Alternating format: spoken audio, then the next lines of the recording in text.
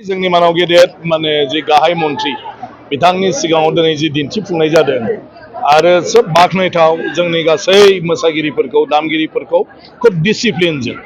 माने बिसोरो एमन मोजाङै माने दिन्थिदों जोबजासिम खोब गोसो गुदुङै आरोखि आरो जोंनि मानाव गेदेर प्राइम मिनिस्टारा जोबोद गोजोनलांबाय आरो बिथाङा पार्सनेलिबो बुंलांबाय जे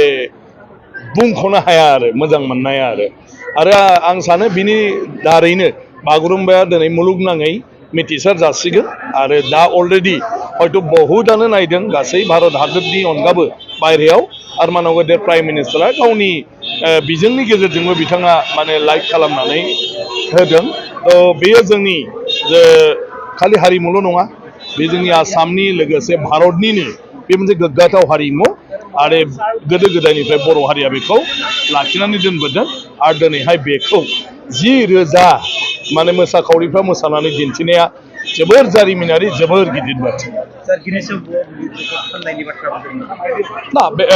रेकर्डआ नों उनाव बेखौ नायनानै जायफ्रा नायबिजिरो जायफ्रा बेखौ रुजुयो गुबुनजों बिथांमोना बेखौ खालामलांगोन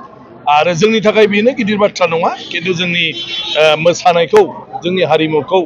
दिन्थिनो हानायासो बिराद गिदिर बाथ्रा आरो बेबायदि ओंखायनो आसाम सरकाराव आं साबायखर बावदों